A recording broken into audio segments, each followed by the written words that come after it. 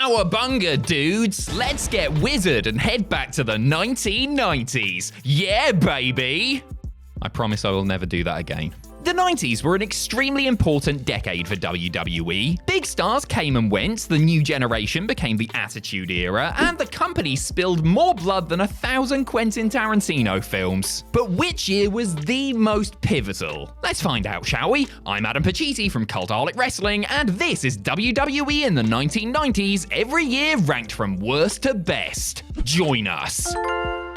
Number 10, 1995. Yes, we're putting the obvious answer right at the very bottom, but 1995 really was as bad as everybody says it was. The midpoint of the decade highlighted just how difficult WWE was finding it to follow up on the success of Hulkamania. Diesel was world champ for most of the year, and unfortunately, a lot of people just didn't seem that interested in the big man's reign. 3 of the company's 5 major shows were total flops too. WrestleMania 11 is considered one of the worst manias of all time, and King of the Ring and SummerSlam were both hampered by the baffling decision to push Mabel as a main eventer. Seriously, that SummerSlam match against Diesel is downright scary to watch. Outside of their own walls, WWE was facing stiff competition from WCW, who launched Monday Nitro directly opposite Raw. 2 of the big moments from that show's maiden year were Lex Luger showing up on the debut episode and Fed Women's Champion Medusa stopping by to drop her belt directly into a trash can. Shots fired.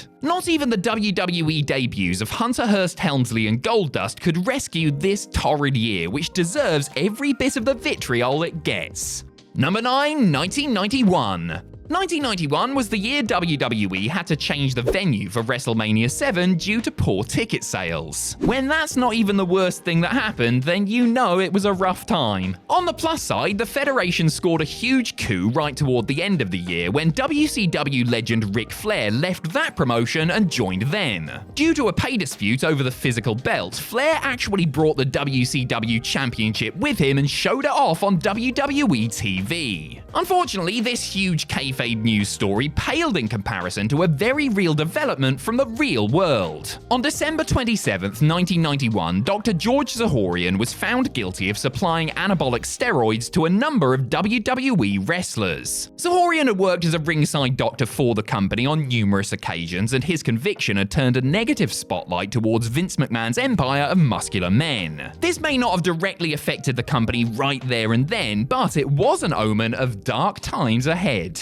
Number 8, 1994. This year could have easily been at the foot of this list had the events of the 23rd of July gone a different way. This was the day that the verdict of Vince McMahon's steroid trial was revealed. To the overwhelming joy of McMahon and co., the tyrannical tycoon was found not guilty on all counts and left the courtroom a free man. A pretty big win then, but the company's troubles were far from over. As mentioned earlier, Diesel's time at the top of the card is viewed negatively by many wrestling historians. That time began in '94. When the 7-footer squashed Bob Backlund in 8 seconds in a house show title match. That said, imagine how much worse 1995 would have been had Backlund been champ for the whole year. WWE's main competitor got a huge boost when both Hulk Hogan and Randy Savage signed with WCW. Both men would prove crucial to the Atlanta-based promotion's success over the next few years, especially when Hulk Hogan joined a certain group, which we will get to very soon. So even though he didn't go to jail, 1994 was still a pretty bad year for the chairman. Number 7, 1990. At the time, it must have felt like WWE was starting this new decade off with a bang. WrestleMania 6 saw Intercontinental Champion The Ultimate Warrior defeat World Champion Hulk Hogan to win both belts and effectively become the new standard bearer for the company. The operative word there being effectively. Despite his popularity, Warrior struggled mightily to live up to the Hulkster's legacy. By the time 1990 was drawing to a close, plans were in motion to get the belt off him. Andre the Giant hung up his giant boots at Mania 6, and in the process, the company lost one of its biggest historical attractions. Also, this was the year in which George Zahorian was indicted, and we all know where that led. What saves this year from the scrap heap are its debuts, as several huge names made their first Federation appearances. Legendary tag team the Road Warriors rolled into the company as Legion of Doom, Southern Heartthrob Kerry Von Erich rocked up as the Texas Tornado, and at Survivor Series, the world was introduced to one of the greatest characters in wrestling history, the Gobbledygooker. Oh, and some bloke called The Undertaker. Number 6, 1996. To paraphrase the great Ronan Keating, life was very much a roller coaster for WWE in 1996. On the plus side, the immensely popular Shawn Michaels won his first ever world title in WrestleMania's 12 iconic Iron Man match. The Pillman's Got a Gun segment pushed the company closer to the edgier output that would eventually define it. Oh, and some promo called Austin 316 happened at King of the Ring.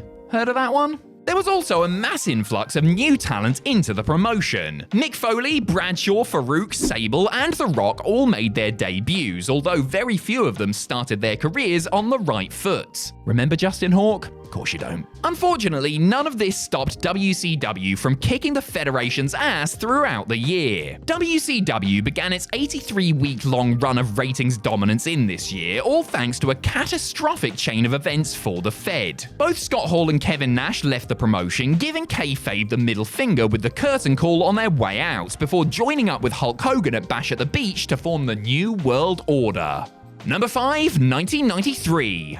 Let's start with the bad in the year that was 1993, because there sure was a lot of it. The wrestling world was rocked by the premature deaths of Dino Bravo, Kerry Von Erich, and Andre the Giant. Hulk Hogan and Bobby Heenan, two pivotal figures of the 1980s for the company, both left the promotion for pastures new. WrestleMania 9 was a total train wreck, and Survivor Series was hit with last-minute card changes, including Jerry Lawler being pulled due to some very unpleasant claims that were later dropped being leveled against him. And of course, this was the year that Vince McMahon was indicted by the federal government for his alleged role in the steroid scandal. Though he eventually won his case, that was by no means a foregone conclusion at the time. So, what about the good stuff? Well, the WWE Hall of Fame was established in 1993, the Women's Championship was resurrected thanks to the signing of Alundra Blaze, King of the Ring became the company's 5th annual pay-per-view, and a little show called Monday Night Raw premiered on the USA Network. So, whether it was good or bad, 1993 certainly was busy.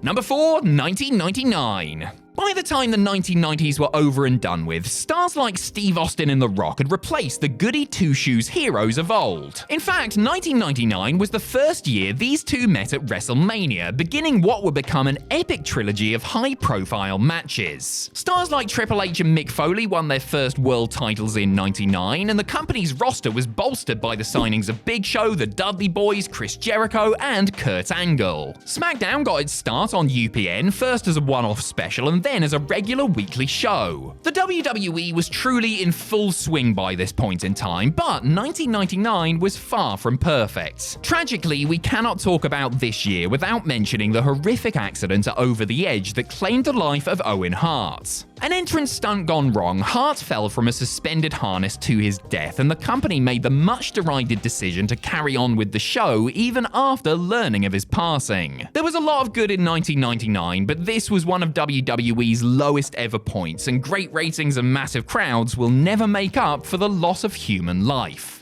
Number 3, 1992. When your company only does 4 major shows a year and 2 of them are ranked amongst the greatest wrestling events of all time, that has to count for something. 1992 began in style with January's Royal Rumble. Barring one god-awful Bushwhackers match, the show was great from top to bottom, capped off with one of the best Rumble matches ever. Ric Flair entered at the number 3 spot and went on to win the match and become new world champ in the process. This outcome, combined with Bobby Heenan's awesome commentary, elevated the match to legendary status. Fast forward to August, and WWE traveled overseas to put on SummerSlam in Wembley Stadium. In front of a rabid UK crowd, a fantastic night of wrestling was main evented by one of the best Intercontinental Championship bouts of all time, as the British Bulldog dethroned Bret Hart to pick up the gold. Even with the steroid trial looming, the debuts of Tatanka, Papa Shango, Jerry Lawler, and Razor Ramon all helped push this year right to the top. In other news, Vince McMahon was forced to shut down the World Bodybuilding Federation, disappointing both of its fans.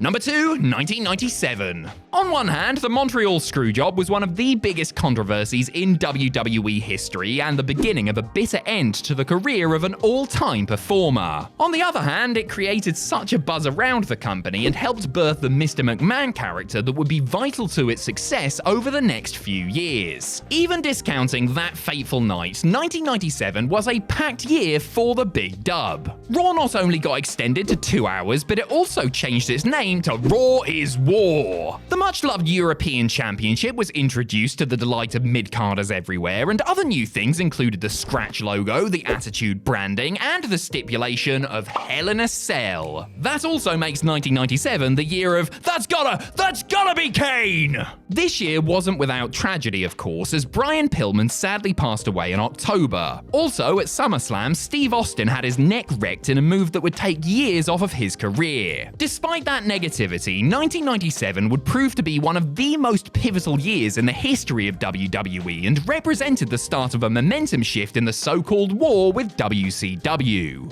Number 1, 1998. After having their backsides handed to them on a regular basis by Eric Bischoff and co., WWE finally regained control of the ratings war in 1998 and never really looked back. Stone Cold was a huge part of this. This was the year of his first world title win, and when his feud with Mr. McMahon kicked into overdrive. It was an advertised match between the two that helped swing ratings in Raw's favor for the first time in nearly 2 years. The Rock also rose to popularity in '98, matching his fiercest rival by picking up his first world championship at Survivor Series. Other stars like Mick Foley and The Undertaker were gathering steam thanks in no small part to their death-defying encounter at that year's King of the Ring. Edge, Christian and the Hardys made their first proper WWE appearances, Mike Tyson got involved with the Fed, and the Hardcore Championship was introduced. If you loved something about the Attitude Era, chances are it started somewhere in 1998. For its many positive contributions, this year will go down as one of the best in company history. Brawl for all and,